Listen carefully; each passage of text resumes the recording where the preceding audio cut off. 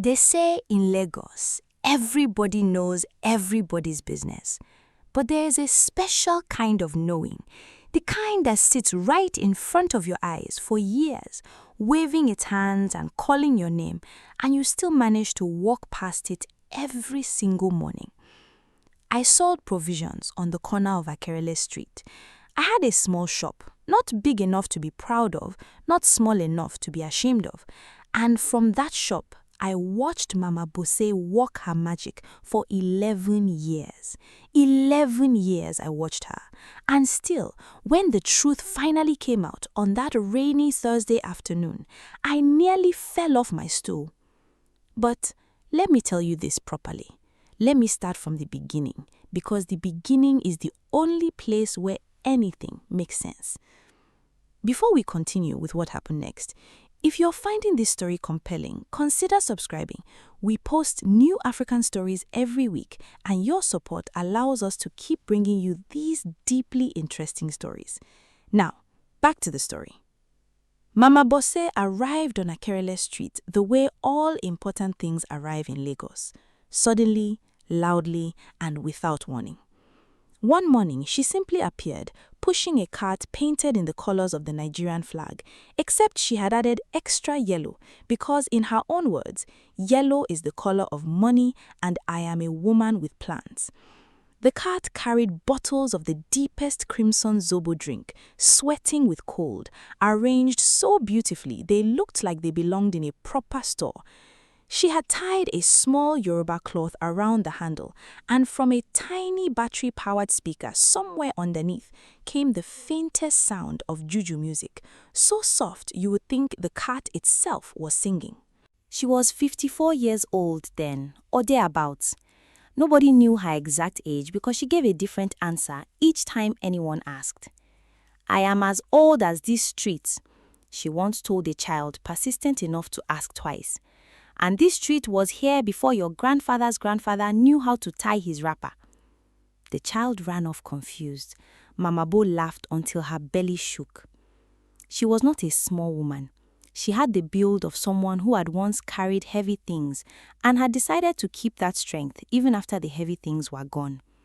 Her hair was always tied in the same style, a neat gele, different colors on different days, and she owned enough of them that by the time she returned to any single color, a full month had passed. People started guessing what color gele Mama Bo would wear, the way people in other cities guessed tomorrow's weather. On Mondays, red. On Wednesdays, something green. On Thursdays, always a surprise. But it was her mouth that made her famous. Ah, that mouth. She had what the Yoruba call ahon oyin, a tongue of honey. It was not just that she spoke sweetly, it was that she spoke precisely. She had a gift for saying the exact thing that made each person feel seen and delighted. She would look at a tired bus conductor mopping sweat from his face at 8 in the morning and say something like, "Oga, that face, that is the face of a man who has been walking since before the sun remembered to rise. Come, let me give you something that will make your body remember it has a reason to continue." And the conductor, who had been planning to ignore her, would dig into his pocket before he even realized he was thirsty. She called everyone my future millionaire. It was her signature greeting, and the neighborhood loved it because she said it to everybody equally. The banker in his starched suit, the Okada rider missing a side mirror, the woman hawking plantain chips, the schoolboy dragging his feet to class. Future millionaires, all of them, according to Mama Buse. She had a joke for every situation. When it rained and people ran for shelter, she would roll her cart directly into the downpour, laughing and shouting that her Zobo was already red and what was a little more water. When the traffic wardens came to harass street traders, she would offer them a bottle with such theatrical ceremony that the wardens always left smiling, sometimes even forgetting to collect their bribe. She argued with bus conductors the way old friends argue, sharp, funny, ending always in laughter. She had nicknames for the regulars that stuck so well, people forgot their actual names. There was Professor Thursday, a university lecturer who only bought Zobo on Thursdays, always carrying his one leather briefcase, always standing in the same spot near the lamppost to drink his bottle before continuing to work.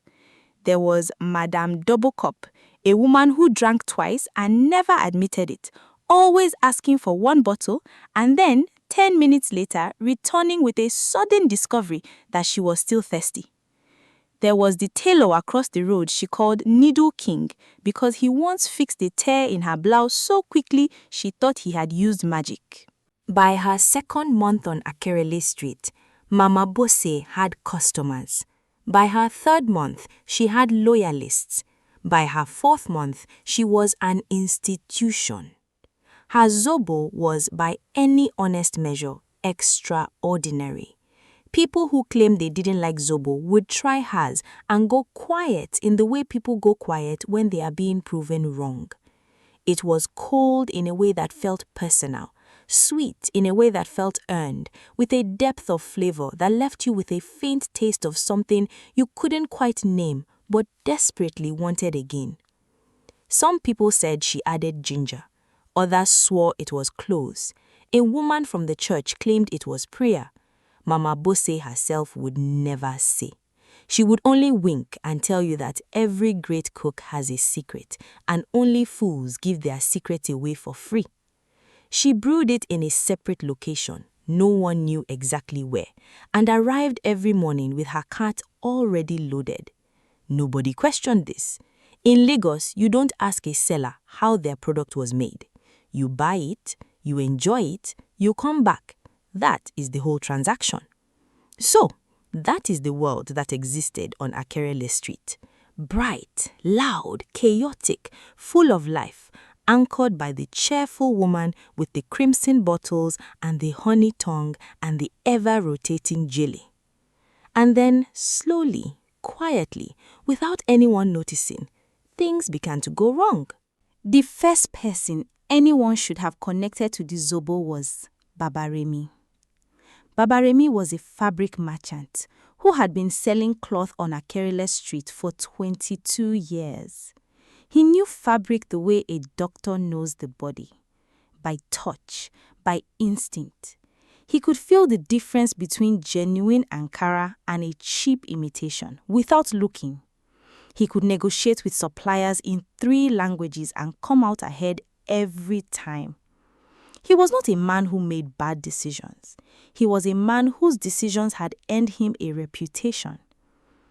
He started drinking Mama Bose's Zobo in her second month on the street. He became one of her most faithful customers. 2 bottles a day, sometimes 3.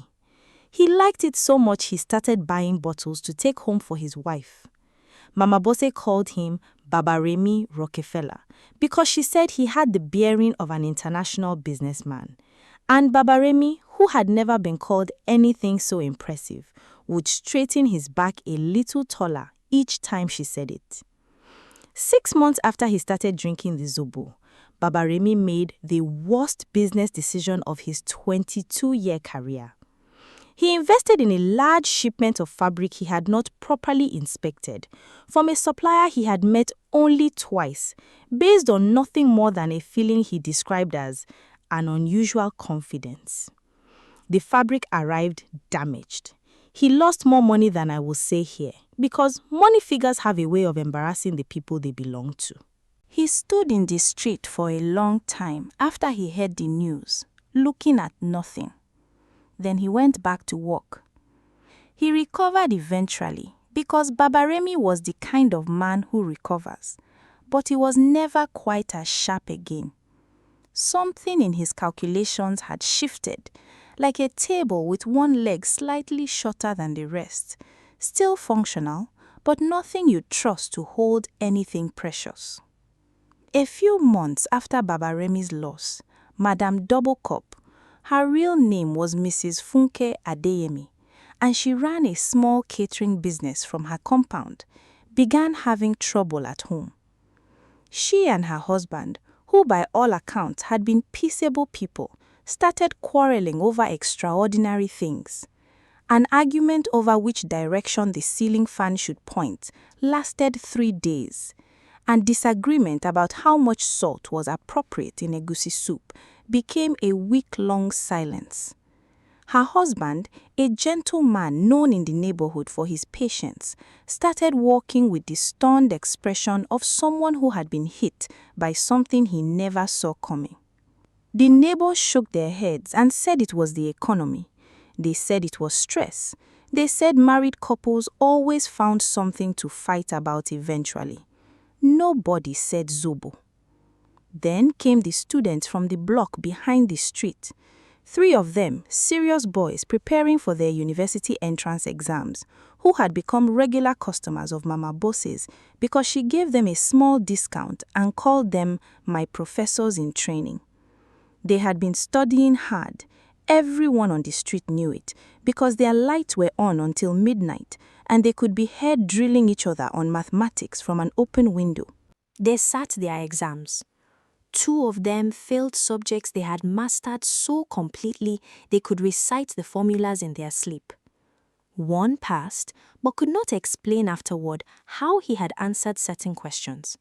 He said it was like someone had rearranged his memory while he was sleeping, moved things to rooms he couldn't find. He passed by luck more than knowledge, and he knew it, and that knowledge disturbed him more than a failure would have. And then, strangest of all, the neighborhood gossipers began to dry up. This may not sound like a tragedy to you, but you must understand. The gossip network of Akerele Street was a living thing, as important to the social fabric of the neighborhood as the church on one end and the mosque on the other. There were 3 women in particular, women of tremendous social intelligence and equally tremendous dedication to knowing everything about everyone, who held together the neighborhood's understanding of itself. They were the archive, the newspaper, and the warning system all at once. If something happened on Akerele Street and the 3 senators did not know about it by noon, it had not truly happened yet. Mama Bose had charmed all 3 of them. She called them my 3 senators of the Republic and credited them with being the wisest women on the street, which they found both accurate and flattering. They were among her best customers.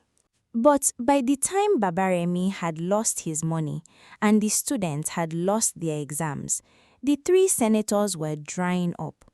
They would gather, as they always did, near my provision shop at mid-morning and sit and look at each other and find they had almost nothing to say. Information that used to come to them naturally now slipped past them. Stories they had always tracked suddenly had missing chapters. One of them told me privately that she would watch something happen directly in front of her eyes and then, by evening, find she could not recall it clearly enough to repeat it. "Something is wrong with my head," she said to me. She said it like a woman confessing a sin. "I am forgetting things I have no business forgetting." I told her she was tired. I told her she needed to rest. This is what we all tell each other when we do not want to admit that something might be genuinely wrong. All this time, through Babaremi's ruin, through the married couple's quarrels, through the students' failure, through the gossipers' silence, one person on Akerele Street was screaming at the top of her lungs that the Zobo was to blame. But nobody was listening because the person screaming was Madame Tomorrow. Nobody knew Madame Tomorrow's real name.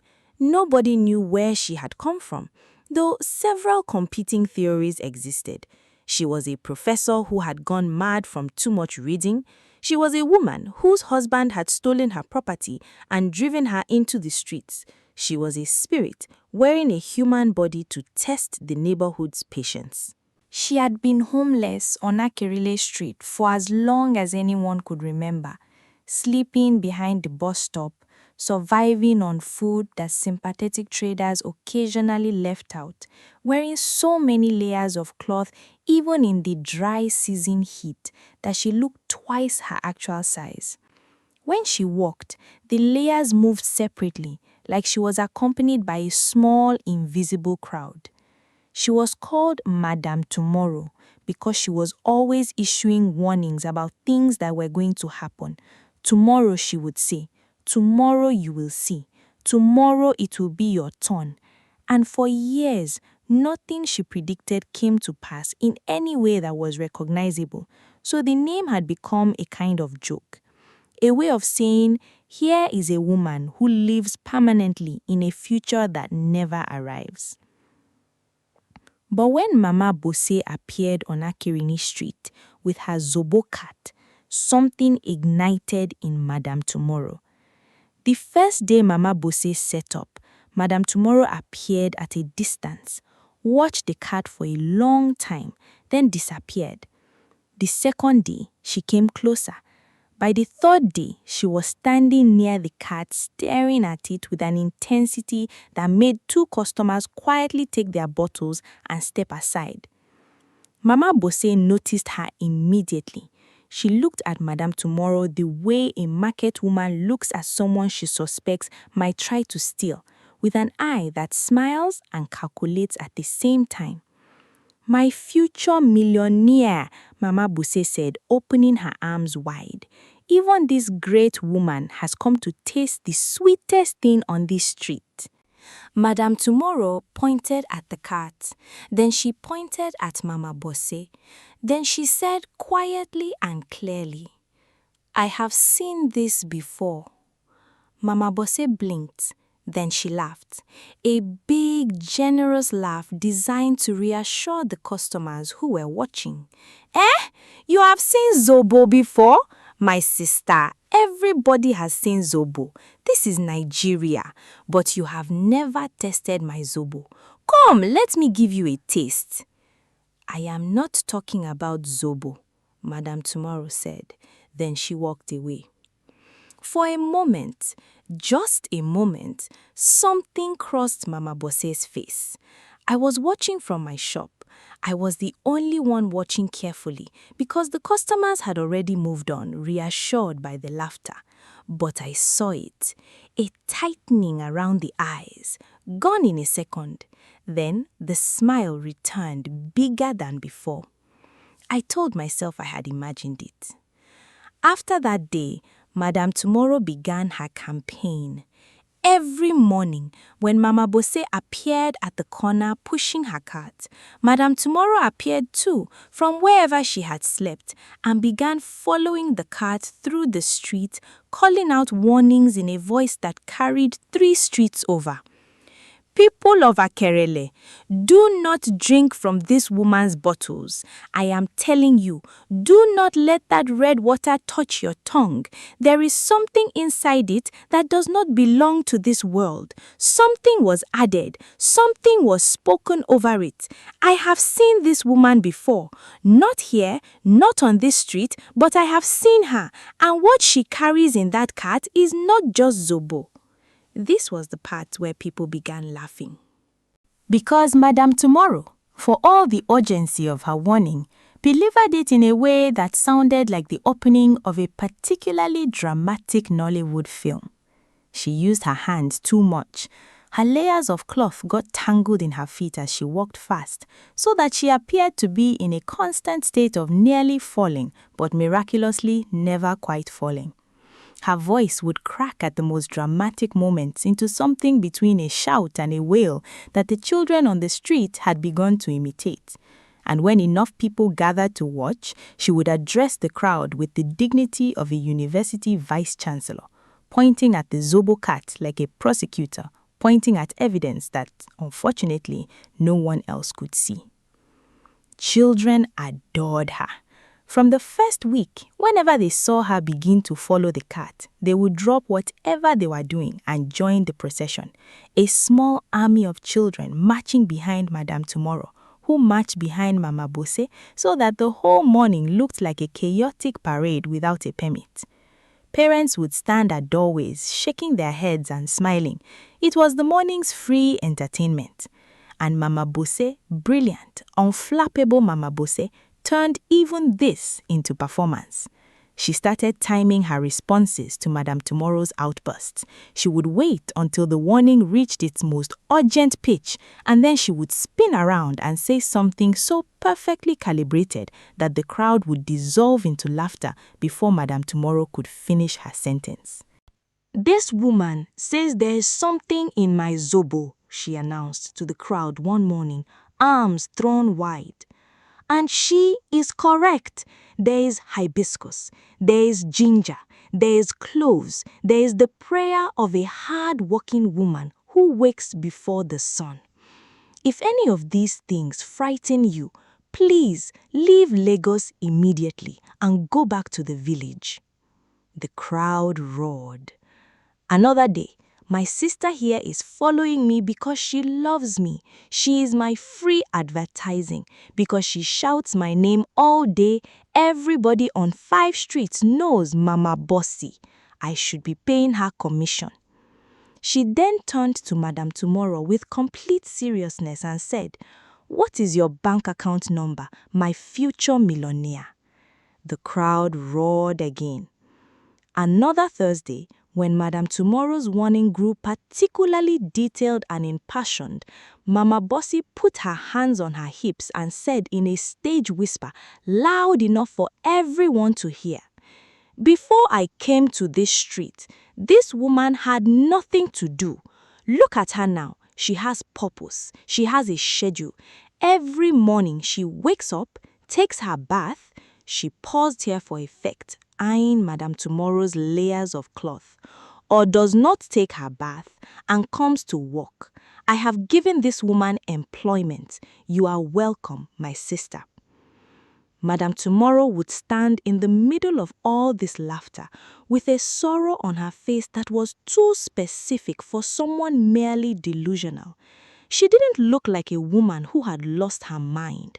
She looked like a woman who had been correct about something terrible and could not make anyone believe her, which, as it turned out, was exactly what she was.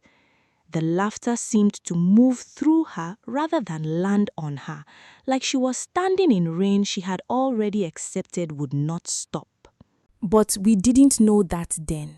We only knew that Thursday mornings were free comedy, courtesy of the Zobo cat and its loyal shadow. I should tell you when I started to wonder. It was not when Baba Remi lost his money. It was not when the students failed their exams. It was not even when the 3 senators started sitting together in silence. It was the evening Mama Carol came to my shop at closing time and said she needed to talk to someone because she was afraid she was losing her mind. Mama Carol was a seamstress who had been on the street for 15 years. She was steady the way certain trees are steady, the kind that don't shake even in strong wind. She was not dramatic. She was not a gossip. She was a woman who went to work, came home, raised her children, and told the truth without ornament. She sat on the bench outside my shop and told me that she had been drinking Mama Bosse's Zobo for 8 months.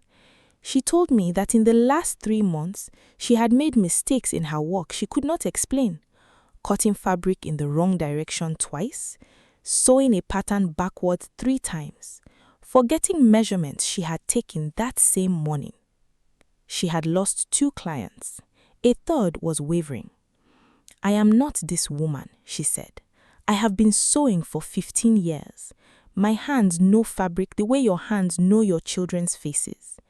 But it is like something is coming between my knowledge and my hands. Like there's a small fog I cannot see, but it is there. Like trying to grab something through water." I looked at her for a long time.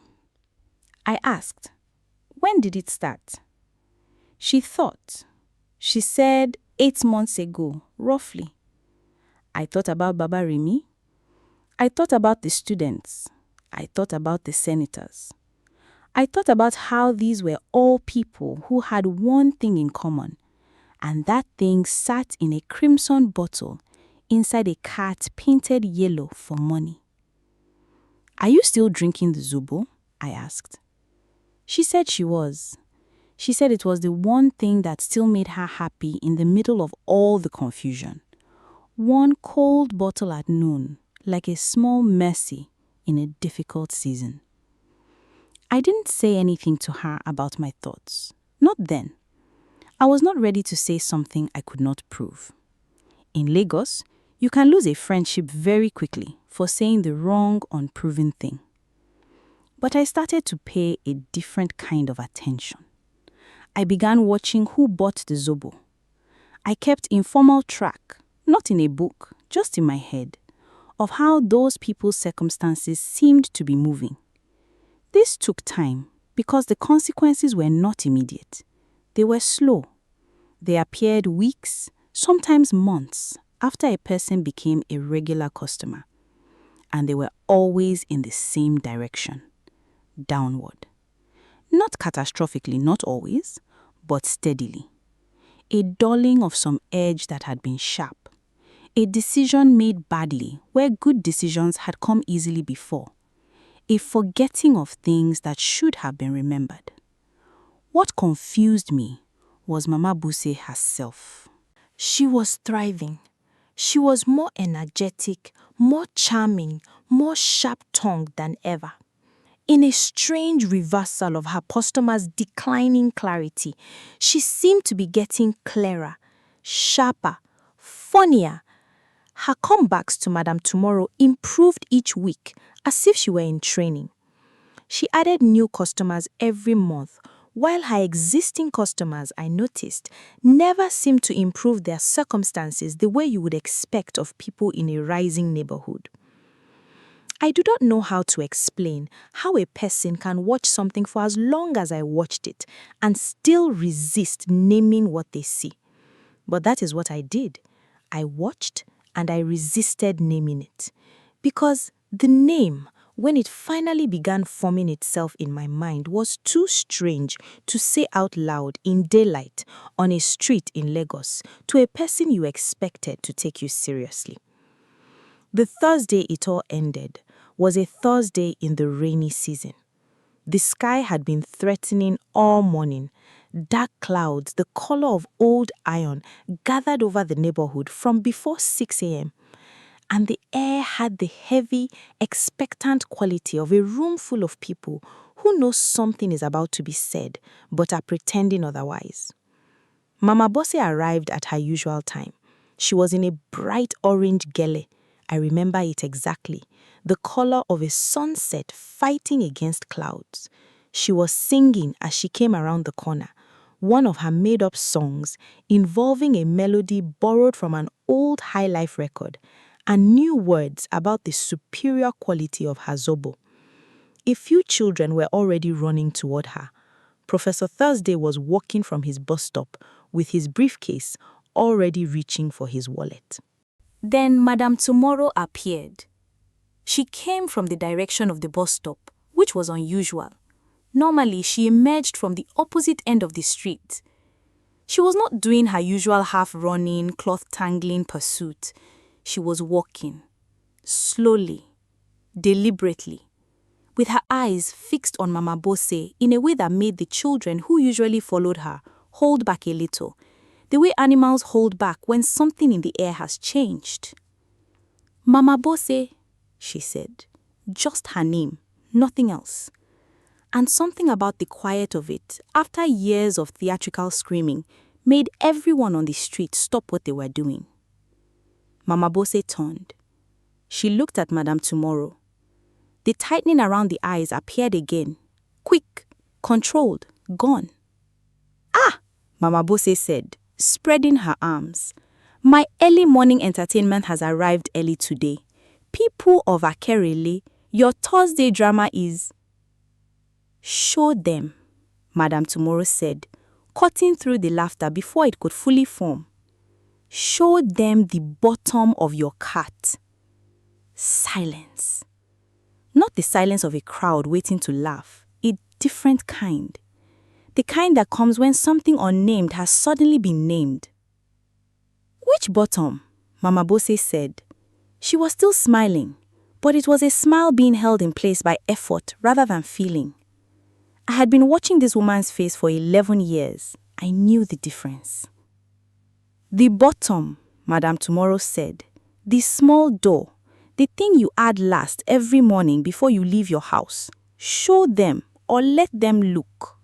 Mama Bose turned to the crowd with a laugh and a wide gesture of invitation. People, this woman wants to inspect my cat.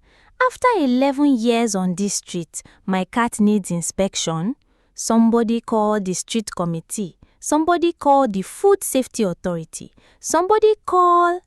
But Professor Thursday, who was standing nearest to the cat with his leather briefcase hanging from his hand, had already crouched down. He wasn't playing along with the laughter. He had heard something in Madame Tomorrow's voice that was different from every other Thursday, and he was a man trained to notice when a tone changes. There was a silence that felt like the whole street was holding a single breath. Professor Thursday stood up. In his hand was a small bottle, smaller than a medicine bottle, sealed with dark wax the color of dried blood. The kind of bottle that has no label because it was never meant to be sold. The kind that exists in a category of things people know about, theoretically, and do not ever expect to encounter in actual life, on an actual street, in their actual hands. "What is this?" he asked. His voice was very quiet, in the way professors' voices get when they are certain of something and deeply disturbed by their certainty. Mama Bose looked at the bottle. She looked at the crowd. She looked at Madame Tomorrow. And for the first time in 11 years on Akerele Street, the honey tongue went silent. What followed was not neat. It is never neat when a truth arrives late. People talked over each other. Some demanded explanations, their voices climbing over one another. Some moved away from the cat. Two women who had Zobo bottles in their hands set them down very carefully on the road, as if the bottles had become something other than what they believed they were holding. The children who had run toward the cat now stood in a cluster near the lamppost, uncertain. 3 of them quietly began moving backward. Madame Tomorrow stood in the center of it all without speaking. She had said what she came to say. She didn't need to perform anymore. She stood with her arms at her sides, watching, and something in her posture, the way a person stands when they are exhausted from being right for too long, made me look away for a moment. It was Mama Caro who asked the question that cut through all the noise. She had not spoken yet, had only been standing near my shop with her arms folded, watching. She waited until the crowd's shouting had churned itself out. Then she said, in her steady seamstress's voice, "Mama Boss, did you know what it was doing to us?" The crowd went quiet. Mama Boss looked at Mama Caro for a long time, long enough that people started shifting their weight, uncomfortable. Then she did something no one had ever seen her do on Akerele Street. She sat down on the edge of her cart. She sat down like a woman whose bones had been carrying weight for a long time and had suddenly decided they were finished. She spoke slowly. She said she had been very poor. She said this plainly, without self-pity, the way you state a fact you have long since made peace with. She had been poor, and she was getting old, and she had tried many things that had not worked. And one evening, she had sat in a market on the other side of Lagos and cried the kind of crying that has nothing theatrical in it, just a woman and her emptiness, alone. A man had approached her. She described him only as a man who sat under a blue umbrella, which was strange because it was not raining. She said he had kind eyes. She said this with no particular emotion, as if kindness in the eyes of someone who would do harm was simply a fact about the world she had not yet understood. The man had given her a recipe. He had also given her a small sealed bottle, the one now in Professor Thursday's hand. He told her that her Zobo would be extraordinary. He told her it would make people want to come back again and again, that their thirst for it would be real and lasting. She said she had asked him what the price was. He told her there was no price for her, The price, he said, would be paid by the people who drank it. She paused for a long time after saying this. The street was very quiet. In the distance, thunder moved across the sky like furniture being pushed across an empty room. She said she had not asked what price they would pay, and she said it in the voice of a woman who had replayed that moment 10,000 times and had never, in all that replaying, managed to make herself into someone who had asked. I told myself, she said finally, that he meant their money. I told myself he meant they would spend freely because they loved the taste and could not help themselves. I told myself it was just a charm for sweetness. She looked at the small bottle in Professor Thursday's hand. I knew, she said quietly, that I did not believe that. Nobody spoke for a moment. Then Baba Remy, who had been standing at the back of the crowd the whole time with his arms crossed and his face very still, said, 11 years. Just those 2 words, but they carried everything. The weight of what had been taken without asking from every person on this street who had trusted a smiling woman with a colorful cat and a honey tongue and a gele that changed colors like the seasons. They took the small bottle away. Some said a pastor received it. Others said a babalawo on Lagos Island neutralized whatever was inside it properly with ceremony. I do not know which story is true, and I am not sure it matters. What matters is that it left the street and certain things came back slowly in its absence. Mama Bossy left Akerile Street that same evening while most people had gone inside. She packed up her cart quietly, no songs, no jokes, no my future millionaires. She was simply gone by morning and she did not come back.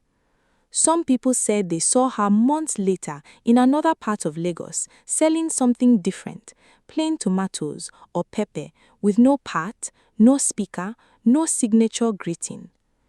Whether she had become someone different or simply become quieter about who she had always been, I could not say. I thought about her more than I expected to. What happened to the people who had been drinking the Zobo was gradual, like watching a sky clear after a long rain.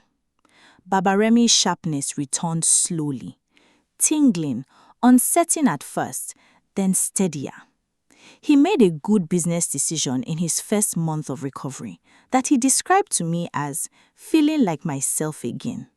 And I watched his back straighten in the way it used to when Mama Bose called him Rockefeller. Except this time, it was straightening from the inside out. The 3 senators recovered their gift for knowing things, though for several months they remained oddly careful about sharing what they knew, as if they had learned something about the weight of information and were not yet sure they had earned the right to carry it lightly again. The students sat their receipt exams. 2 passed well. The 3rd took longer, but he told me once, with a seriousness he had not possessed before, that the failure had taught him something passing would not have. He said it carefully, like a man who had thought it through, and was not simply saying what sounded right. Mama Caro got her hands back. That is how she described it. I got my hands back. She said the fog lifted over 3 or 4 months, and then one morning, she sat at her machine, cut a piece of fabric, and felt the precision return. She sat still for a moment after, she told me, just to acknowledge it. She did not specify to whom. And Madame Tomorrow? On the Friday after Mama Bose left, Madame Tomorrow was not at the bus stop. By Saturday, people noticed she was not sleeping behind it either. Someone went to look for her in her usual spot and came back empty-handed. She was simply gone. No farewell, no final warning, no declaration of vindication she had earned so completely it would have been the most deserved speech in the history of Akerile Street. She simply disappeared. The day after the truth came out, as if the truth had been the only thing keeping her in that place. Some of the children who had once followed her processions through the street started leaving small things at the bus stop. A piece of bread, a bottle of water, a flower once from someone's compound, not because any adult told them to, just because children sometimes understand things faster than adults do. And these children understood that something important had passed through their streets wearing layers of cloth and speaking in warnings, and they had been too young and too entertained to know what it was while it was still there. I have thought many times about what this story means. Not the big moral, the warning about trusting charming strangers, or the lesson about listening to the voices you dismiss. Those things are real, but they feel too neat for what this story actually was. What I keep returning to is the smaller, stranger truth, the way a whole street of intelligent, observant people managed year after year to not see what was directly in front of them. We are not stupid people on Akirele Street. Baba Remi ran a business for 22 years on instinct and calculation. The three senators knew this neighborhood better than its own drainage system. Professor Thursday had letters after his name and a career built on careful thinking. I had been watching this street from my shop for decades, and I believed that watching was the same as understanding. And still, the only one who saw clearly was the one we agreed, collectively, was not worth listening to. There is a Yoruba saying, "Eni abafio wobu, ni a onigbo wonre." The one we push aside with our hands is the one whose voice we will not hear. And what I understand it to mean now is that dismissing someone is not a passive thing. It is an active choice made and remade every morning to not hear what they are saying. We chose not to hear Madam Tomorrow. We made her funny because funny was easier than afraid. We made her a performance because a performance cannot be right, and if she was a performance, then we were safe. We gave her a name, Madam Tomorrow, that made her warnings into a joke before she even opened her mouth. I think about the morning she stood there in her layers of cloth and said quietly, "Show them the bottom of your cat." She had been saying the truth for years in the loudest way she knew. When loud was not working, she tried quiet, and quiet finally worked. There is a lesson in that about timing and patience that I am still learning. I don't know what to make of Mama Busi. I have tried, and I cannot reach a simple verdict. She was not simply a villain.